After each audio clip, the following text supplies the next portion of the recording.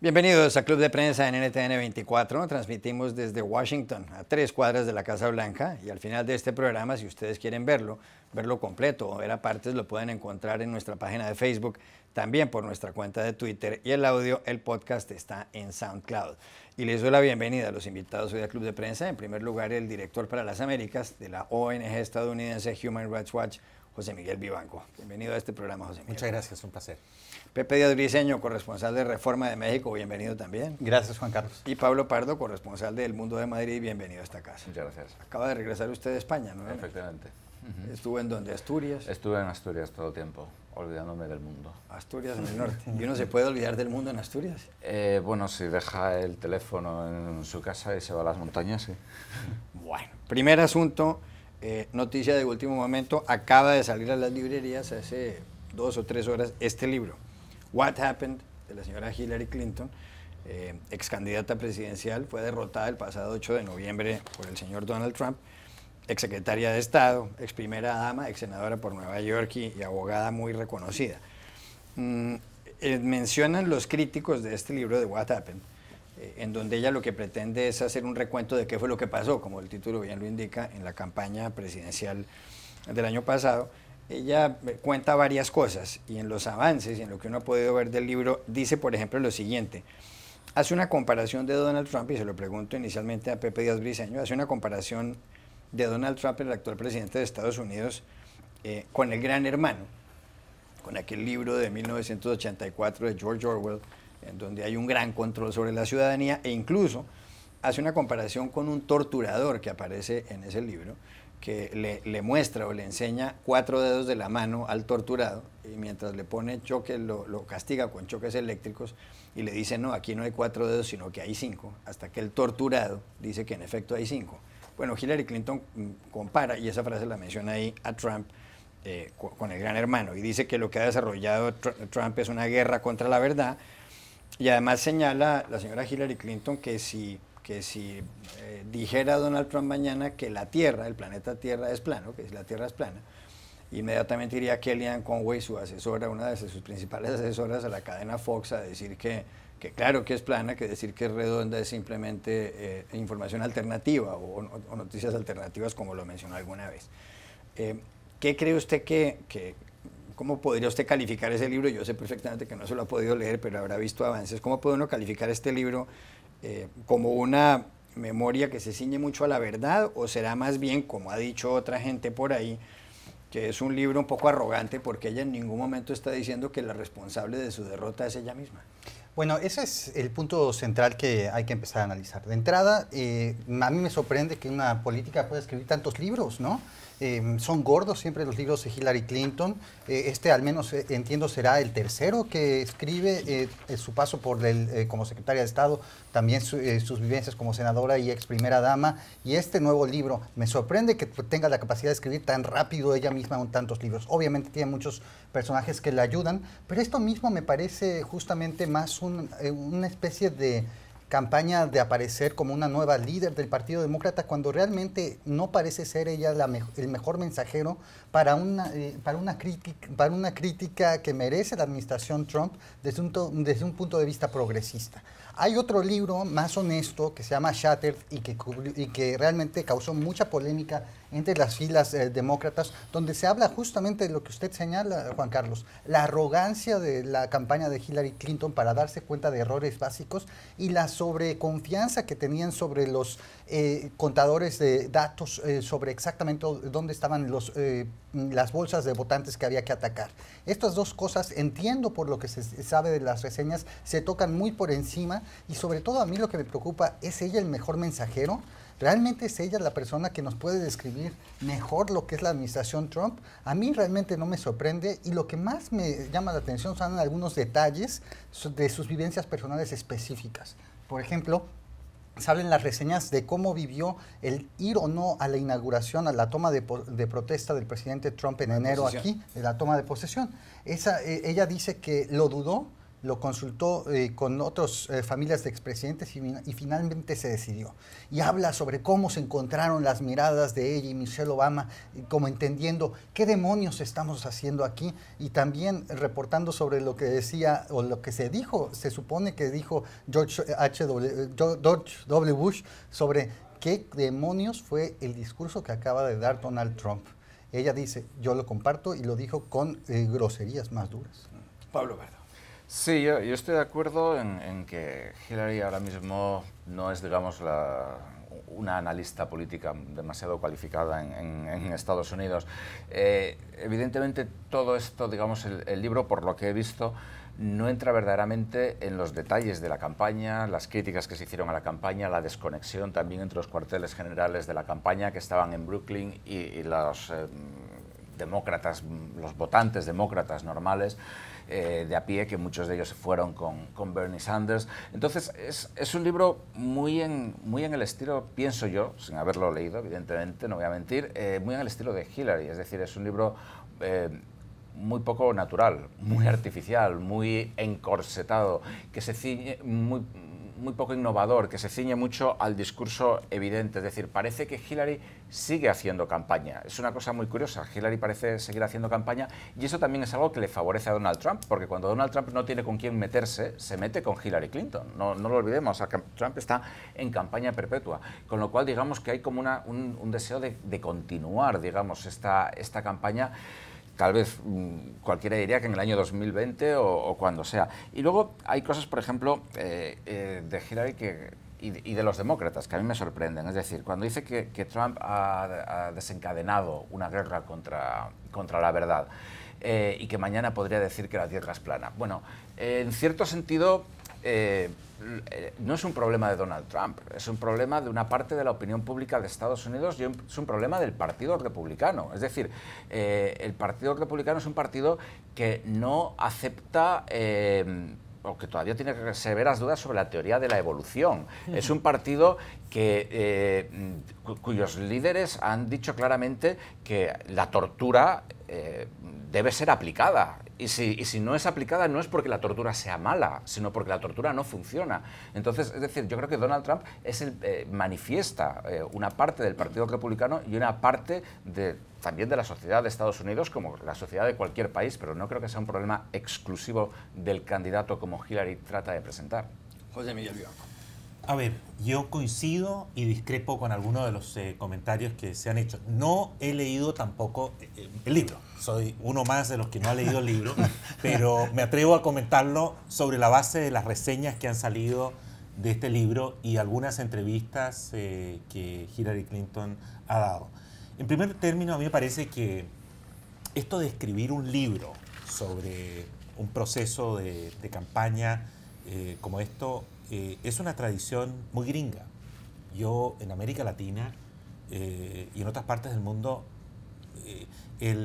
a lo menos hacer un esfuerzo por algo de autocrítica, digamos, y desnudarse en público y entrar en dar algunas explicaciones y asumir algunos errores, porque ella según las reseñas que he visto, reconoce que comete errores de campaña, como por ejemplo el manejo de su cuenta de emails, en fin, de correos electrónicos. Eso no se practica en otras partes del mundo, y a mí me parece que es una tradición valiosa. Segundo, no me sorprende que Hillary Clinton sea capaz de producir un libro de esta naturaleza, porque es una persona excepcional. Yo he tenido, al igual que ustedes, la oportunidad de reunirme con ella en el pasado, y es alguien que tiene unas capacidades intelectuales que se las quisieran muchos políticos. Y en cuanto a las críticas que hace a Donald Trump, las comparto casi todas. O sea, creo que hacer campaña contra un tipo que está permanentemente mintiendo, faltando a la verdad, manipulando los hechos, debe ser muy difícil, muy, muy difícil, porque es un blanco que va constantemente modificando sus posiciones y no rinde cuentas a nadie respecto, porque tiene una base sólida que le apoya. Y en esto me parece que Paulo tiene un punto muy valioso. hay un sector del Partido Republicano que cree cualquier cosa. Es un sector, lamentablemente un sector muy importante, y que está, digamos, y que sigue, yo diría, fanáticamente a Trump, o a un líder como Trump, sin importar los hechos, las estadísticas, digamos, la ciencia, porque se mueven simplemente por sus creencias prácticamente religiosas. Bueno, cambio de asunto y quiero volver con Pepe Díaz Briceño. Aquí en Estados Unidos en las últimas horas ha habido muchas noticias por el huracán Irma, que además se produjo su paso por la Florida poco después de que llegara a Texas el huracán Harvey, que asoló sobre todo a la ciudad de Houston. Se preveía que el huracán Irma llegara y pasara justo por encima de Miami. Por fortuna se desvió hacia la costa oeste, se degradó, se redujo su intensidad, pero estuvo sobre ciudades como Naples o como Tampa. Ha llamado la atención, aparte del hecho de que 2/3 partes del estado de la Florida está sin energía eléctrica, y de los destrozos causados, pues no hubo los daños que se esperaba que hubieran, según habían dicho tantos dirigentes políticos. Incluso el alcalde de Tampa llegó a decir que esto iba a ser como un puño en la cara, como solía mencionar, como solía decir Mike Tyson cuando era boxeador en activo. Bueno, pero aparte de todo esto ha llamado la atención un video que se ha hecho viral de un hombre que es el que pronostica el estado del tiempo en un canal en móvil en el estado de Alabama, el canal WKRG, que es un canal afiliado a la CBS, a la CBS. Lleva 30 años este periodista afroamericano o meteorólogo afroamericano dando las indicaciones. Resulta que puso sus videos los puso en YouTube, y los videos fueron vistos por más de 1 millón de personas. Incluso llegó a estar en Reddit, que es una página web, la cuarta con más visitantes en el mundo. Y todo porque da la impresión de que este hombre no fue alarmista. Hablaba con mayor tranquilidad cuando estaba señalando cuál iba a ser el curso del huracán.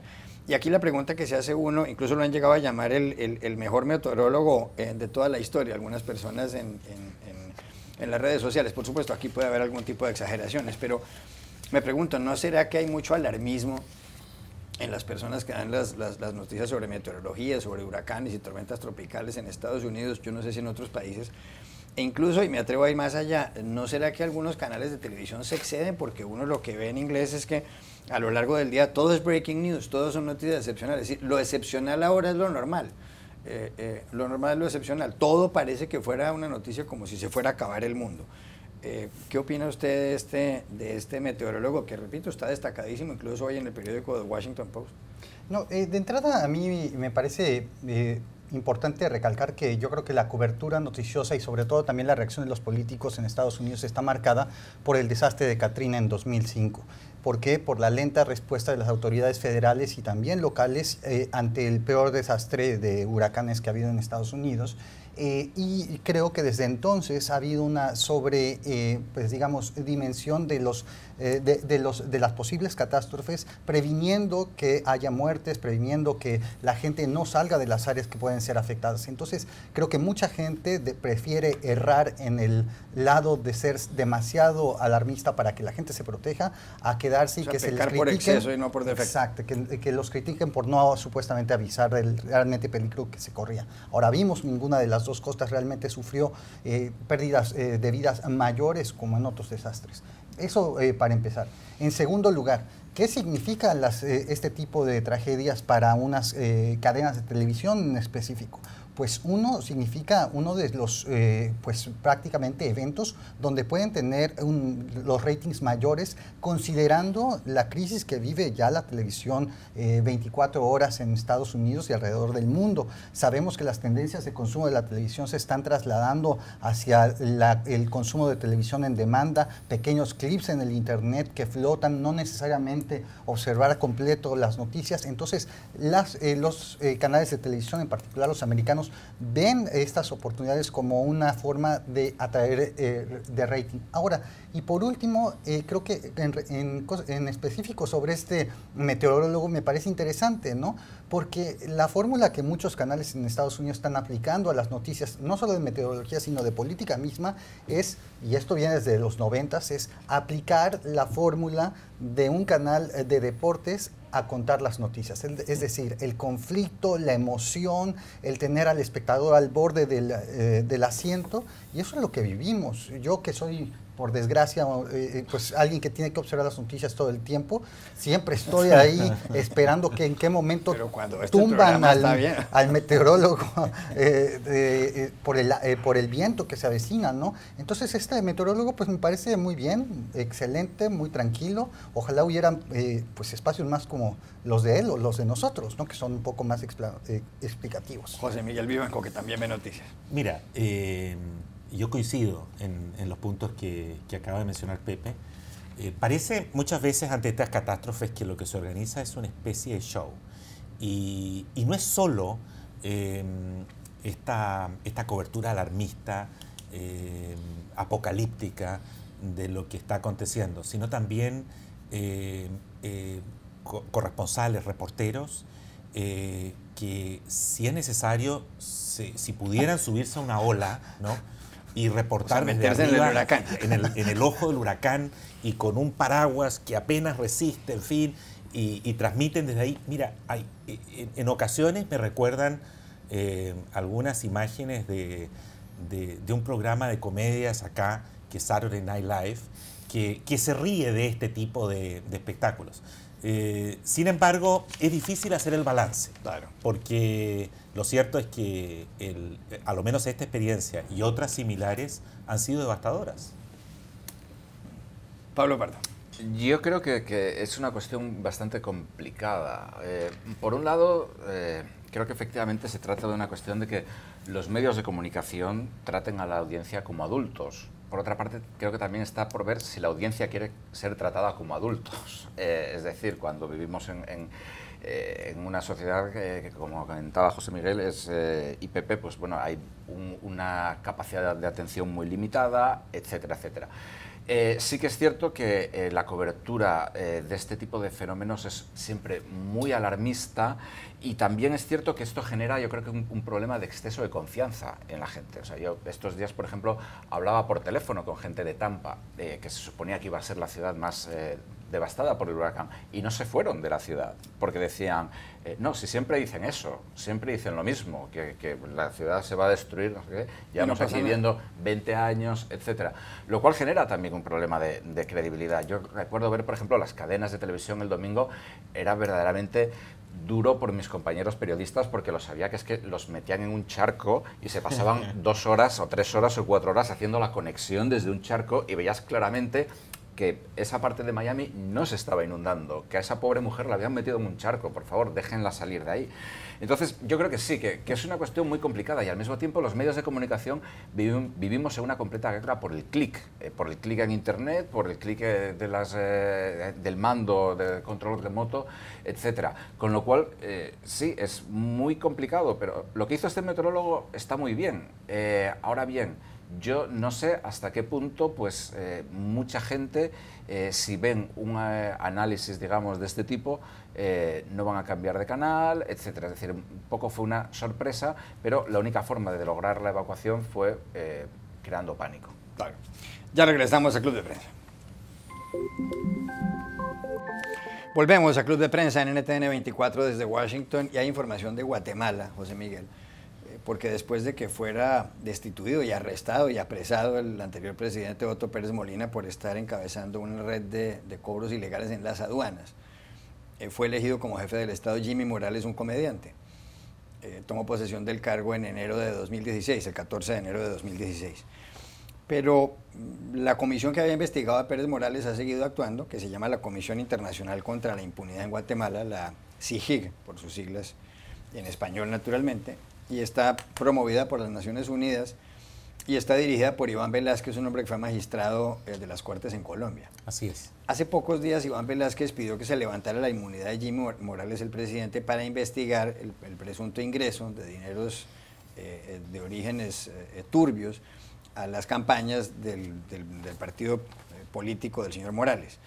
El señor Morales fue declarado persona no grata por parte el señor Velázquez fue declarado persona no grata por parte del presidente Morales, pero finalmente, tras la protección de algunas cortes guatemaltecas, pudo permanecer en en Guatemala. Pero ¿qué pasó ayer? Que solamente 25 diputados del Congreso guatemalteco votaron para que se levantara la inmunidad o el fuero que cobija al presidente de la República, Jimmy Morales, con lo cual un juez penal no lo puede investigar. Se necesitaban 105 de los 158 votos del Congreso. De manera que ha quedado Jimmy Morales blindado de esta investigación. Por otro lado, hay quienes dicen que los diputados votaron así porque algunos de ellos están vinculados aparentemente en el escándalo de Odebrecht, de las redes de sobornos de Odebrecht. ¿Cuál es su conclusión del hecho de que de este blindaje a Jimmy Morales por parte del Congreso en Guatemala?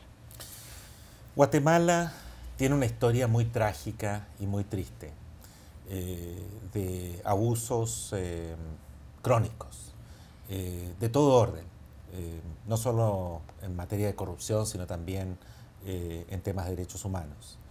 Y la regla permanente en Guatemala, histórica, ha sido que estos hechos se encubren, nadie rinde cuentas, salvo desde que llegó esta entidad de Naciones Unidas a Guatemala, que cumple en estos días 10 años, que se llama CICIG, y que tiene facultades especiales para investigar estos hechos.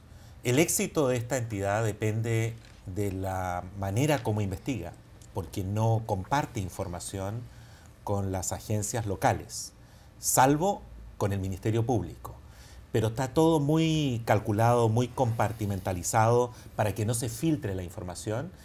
Y en este instante está dirigida por un jurista colombiano excepcional, Iván Velázquez, que fue magistrado en Colombia, que investigó la parapolítica en Colombia y que es una persona de una integridad a prueba de fuego. Él es el que, como decías tú, ha llevado la investigación que concluyó con la salida del anterior gobierno. Y lo más triste de todo es que Jimmy Morales, que es un cómico de televisión y que es el actual presidente de Guatemala, hizo campaña prometiendo lucha contra la corrupción, que fue lo que sacó del poder a Otto Pérez Molina, el anterior presidente, y a su vicepresidente. Y sin embargo, hoy día están bajo investigación por mal manejo de dineros en campañas y aparentemente también en lucro personal. Sí. De hecho, familiares directos de Jimmy Morales están bajo investigación. Creo que la decisión del Congreso de Guatemala no nos sorprende, porque esas son las instituciones, lamentablemente, que operan en Guatemala. Pero la batalla principal, por ahora, se ha ganado. Y esa ha sido lo que tú mencionas, que es defender la permanencia de Iván Velázquez al mando de CICIG. Gracias a una decisión de la Corte Constitucional y sobre todo gracias a una fuerte presión internacional tanto de Washington como de países europeos. Pepe Briceño. Sí, hay mucha expectativa porque el tema de corrupción alrededor de América Latina, como hemos discutido tantas veces en esta mesa, es el tema central en muchos países. Y siempre se piensa que hay distintos modelos de cómo combatirla. Por ejemplo, en Brasil hay capacidades internas que están buscando combatir la corrupción. En Guatemala el modelo, el experimento de traer un ente internacional para que coadyuven las investigaciones junto al Ministerio Público, y tenemos el modelo mexicano de tapar el sol con un dedo. Entonces, a mí lo que me parece es que con Guatemala los diputados protegiendo al presidente pareciera que se estuvieran trasladando hacia el modelo mexicano. Afortunadamente, como bien dice José Miguel, la CICIG permanece. Y sin embargo, no deja de llamar la atención los argumentos que se utilizan para proteger al señor Morales. Se habla de la estabilidad, de la soberanía. Sabemos todos en los países de América Latina, seguramente en otras partes del mundo, que son argumentos recurrentes. Y por otro lado, obviamente, las organizaciones anticorrupción que dicen esto solo es un pacto para proteger a corruptos. Y obviamente esto deja en el aire exactamente qué podrá ocurrir con el presidente, porque se dice Guatemala, y esto decían los que defendían a Jimmy Morales, Guatemala no puede cambiar de presidente cada 2 años. Pablo Pardo. Sí, no, yo creo que mirado desde la distancia, desde una distancia considerable, desde una ignorancia abismal, lo que sí que al menos llama la atención, digamos, es un país con la historia de Guatemala que está efectivamente pues, afrontando este tipo de problemas y este tipo de situaciones, también con el caso del ex dictador Efraín Ríos Montt, etc. Eso no quiere decir necesariamente que que el sistema esté funcionando, pero sí que el sistema está mejorando, sí que está empezando a haber una cierta solidez institucional.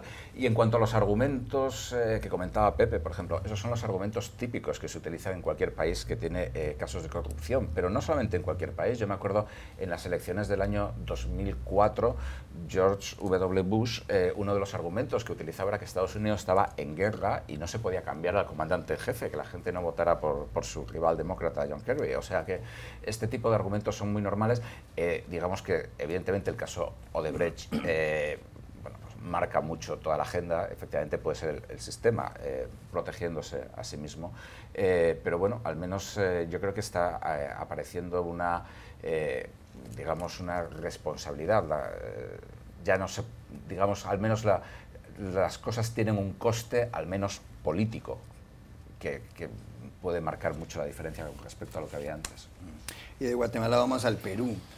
Ha publicado usted en Human Rights Watch, en la ONG estadounidense, un informe de 25 páginas que se refiere a Ollanta Humala, el hombre que ocupó la presidencia peruana entre el año 2011 y el 2016 y que se encuentra además en prisión preventiva por el escándalo de la red de sobornos de Odebrecht. El informe que publicó usted en los últimos días se titula Las pruebas que comprometen a Humala, evidencias de atrocidades y encubrimiento de abusos cometidos durante el conflicto armado en Perú. Y dice este informe que algunos soldados o varios soldados que estuvieron al mando de Humala en los años 90, a principios de los años 90, cuando él estuvo en la base Madre Mía del Alto Guayaga, y cuando lo llamaban algunos Capitán Carlos, él incluso ha admitido que lo llamaban Carlos, era el apodo que tenía. Han dicho ellos que recibieron instrucciones de Humala para llevar a cabo ciertas atrocidades. Hubo torturas en el Perú, algunas personas incluso las metían en algún recipiente donde había agua, en una especie de bañera o de tina, y les aplicaban una descarga eléctrica para que revelaran cosas, para que confesaran. ¿Qué tanta solidez tiene esto? Evidentemente supongo que Human Rights Watch habrá hecho una investigación muy seria, y sobre todo qué consecuencias puede tener, principalmente qué efectos puede tener esto. A ver, Juan Carlos, nosotros no somos un tribunal y nosotros creemos como un principio central en cualquier materia penal en valores tan importantes como el debido proceso, la presunción de inocencia. En última instancia serán los tribunales peruanos los que deben determinar la responsabilidad, en qué consiste la responsabilidad del expresidente Ollanta Humala en estos hechos. Sin embargo, lo que hicimos fue una evaluación examinando por nuestros propios medios los testimonios. Viajamos a Perú y pudimos entrevistar tanto a soldados como a familiares, a víctimas, revisar expedientes judiciales y armarnos una opinión propia. Y la conclusión de esta investigación es que efectivamente el año 92, en ese sitio, en el Alto Guayaga, en la base de Madre Mía, se cometieron hechos atroces. Sobre eso creo que incluso en Perú y en las más altas instancias judiciales no hay duda. Quien estaba a cargo de las actividades de un grupo antisubversivo era alguien que le llamaban el Capitán Carlos, porque usaban apodos. Según Humala, ese era su apodo, pero había varios Capitanes Carlos. Sobre eso tendrán que pronunciarse los tribunales. Sin embargo, hay soldados que han testificado autoincriminándose en la comisión de delitos atroces. Es decir, no son soldados que apuntan a otros, son soldados que dicen, por instrucciones de este caballero, del Capitán Carlos, que es Ollanta Humala, yo participé en el desmembramiento, en la ejecución, en atrocidades que incluyen desapariciones y torturas cometidas en esos años. Los testimonios tanto de testigos y de familiares y de víctimas sobrevivientes como los testimonios de estos soldados coinciden. Y lo que hemos podido conocer de los documentos oficiales, los pocos que han sobrevivido, también ofrecen mucha consistencia. También lo que resulta curioso es que el 2006, muchos años más tarde, cuando Humala se lanza por primera vez a la campaña presidencial, hay un esfuerzo por encubrir estos hechos.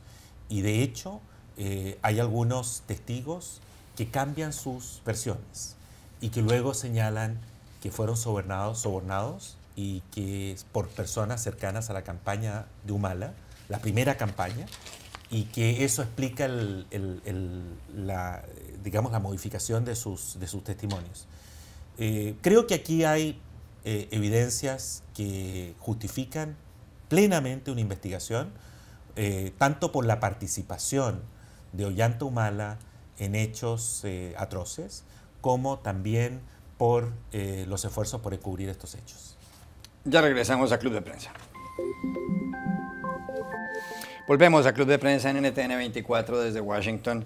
Pablo Pardo, hay una columna que publica en el periódico The Washington Post Susan Hansen, una periodista estadounidense que además ha pasado mucho tiempo en Turquía y que es autora de un libro que se titula Notes on a Foreign Country, an American Abroad in a Post-American World, es decir, notas o apuntes desde un país extranjero, una estadounidense en el exterior, en un mundo post-estadounidense o post-americano. Dice la señora Susan Hansen lo siguiente, y además lo resume muy bien el título de la columna, que está en inglés del siguiente modo. Dice, Trump is making Americans see the U.S. the way the rest of the world already did. Es decir, Trump está logrando que algunos estadounidenses o que los estadounidenses vean a su propio país, a Estados Unidos, del mismo modo que lo ven los extranjeros, que lo ve el resto del mundo. ¿Y qué es lo que pasa? Ella señala que hay realmente dos Estados Unidos. Uno que es ese Estados Unidos de George Washington, que creó este país, de Thomas Jefferson, que redactó la Declaración de Independencia, de John Adams, que hablan de la democracia, de que todos los hombres son libres e iguales y nacen libres e iguales y demás. Seguramente el Estados Unidos del Acta de Derechos Civiles, de la Ley de Derechos Civiles de Lyndon Johnson en los años 60, donde finalmente los afroamericanos tuvieron cierta igualdad de derechos o igualdad de derechos con la población blanca. Los otros Estados Unidos son los Estados Unidos del sur, de los estados, por supuesto no todos los estados del sur ni toda la gente del sur, pero de los confederados en la guerra civil, que eran partidarios de la esclavitud y demás, de estos actos racistas que estamos viendo. Y la conclusión de ella es que Trump está logrando lo que acabo de mencionar. ¿Usted está de acuerdo con esa tesis? No. Yo creo que los Estados Unidos del sur son los Estados Unidos de verdad, en general. Esa tesis me parece muy optimista. Los estadounidenses yo creo que tienen un problema para aceptarse a sí mismos y para aceptar la realidad. Y la realidad de Estados Unidos es que es un país como cualquier otro.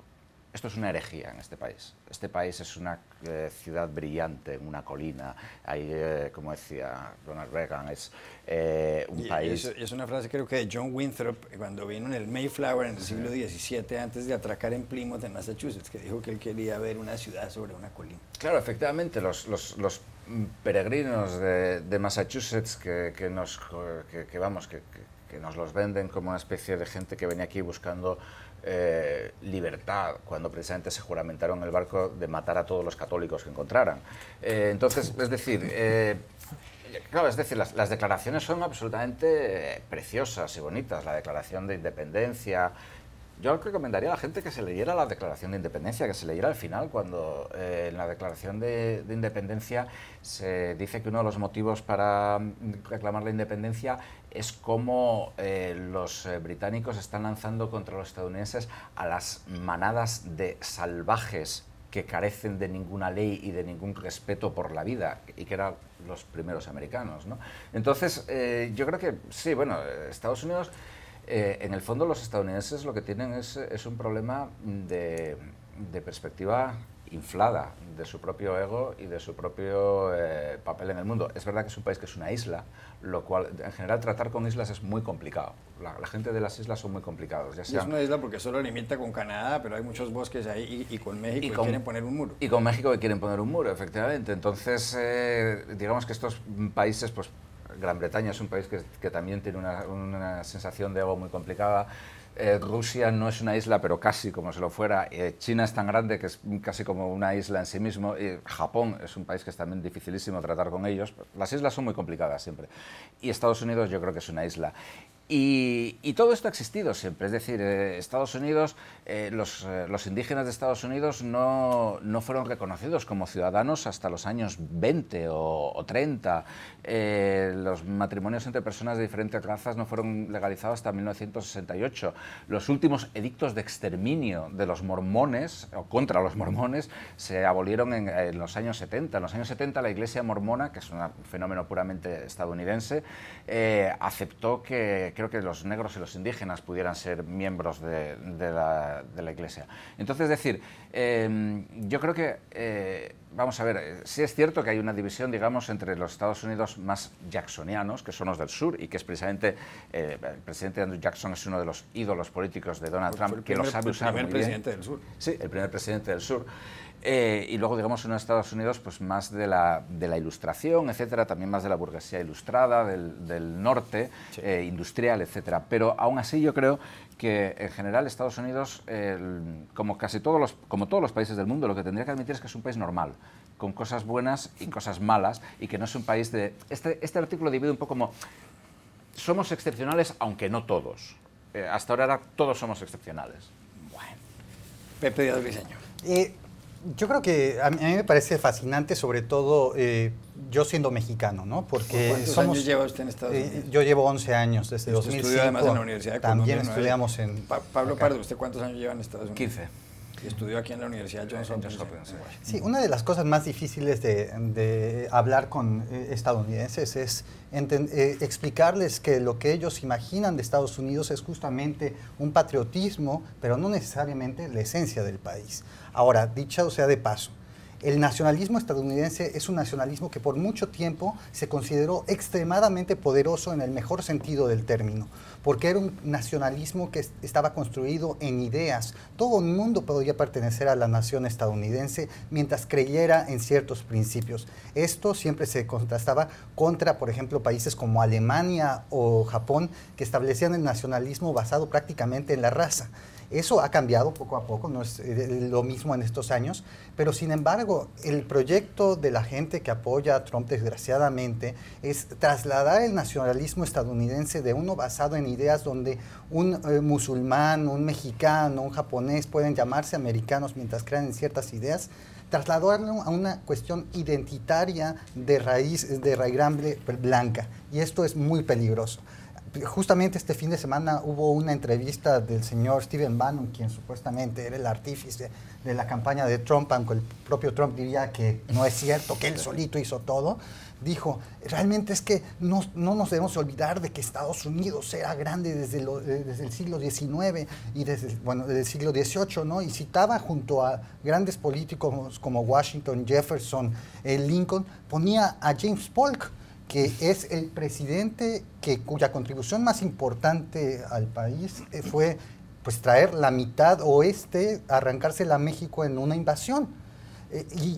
Hay que recordar, y bien lo dice Pablo, James Polk, nacido en Tennessee, que fue la primera intervención en suelo extranjero estadounidense, sí, es Estados Unidos, no solo es los grandes padres nacionales de la patria.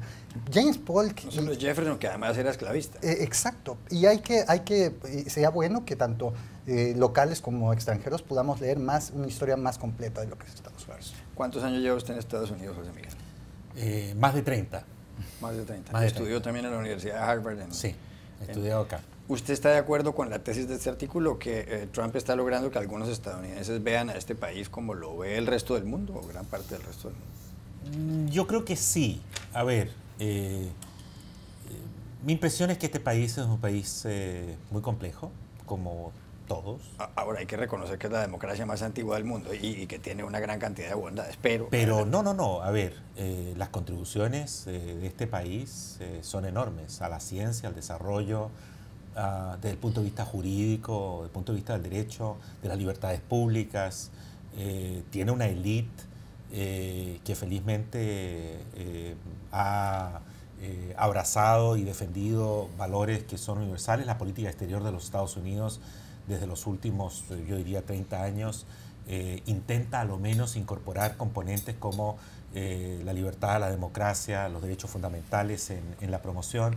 Yo creo que si uno entra a analizar, por ejemplo, en qué consisten las tradiciones del pueblo alemán, ojo, ¿no?, de los españoles, de los ingleses, de los franceses. De todos, de los colombianos. Yo creo todos. que, digamos, acá, felizmente, hay una de las características de este país que siempre me ha llamado poderosamente la atención es que el poder está muy disperso. Y esa es una de las virtudes de este país. El poder no está concentrado, el poder es disperso. Y tú encuentras opiniones y grupos económicos y personas y sectores que están dispuestos a avalar todo tipo de ideas, ¿no? Solo California, ¿no?, que representa, ¿cuál?, la 7ª economía mundial, también defiende, digamos, ese estado. Creo que poco tiene que ver con Alabama. Estoy de acuerdo que hay diferencias centrales, y también estoy de acuerdo que lamentablemente los sectores más atrasados en los Estados Unidos, aquellos que no tienen mayores oportunidades de educación, se aferran ¿a qué? A las armas y a la Biblia, ¿no?, para darle respuesta a temas complejos. Y de esos son los sectores que apoyan al actual presidente y se identifican con él, con el populista que está a cargo hoy día del gobierno. Pero me parece que en pocas palabras hay muchos Estados Unidos. Creo que estoy diciendo una perogrullada, algo que es de conocimiento. Un lugar común, sí. Un lugar común, pero no, a mí no me parece que uno pueda dividir claramente, digamos, entre el norte y el sur, o entre sectores rurales y sectores urbanos, porque aquí hay, me parece, espacio para muchos sectores que tienen posiciones contradictorias, y que eso es lo que hace en grande este país. Ya regresamos a Club de Prensa. Volvemos a Club de Prensa en NTN 24 para despedirnos. Yo sé que les quedé viendo algún tema que estaba en los titulares, pero no alcanzamos. Mañana lo trataremos. Gracias, José Miguel Vivanco, por haber estado aquí, Pepe Asbriseño y Pablo Pardo, y a ustedes los espero mañana en Club de Prensa. Ya me avión.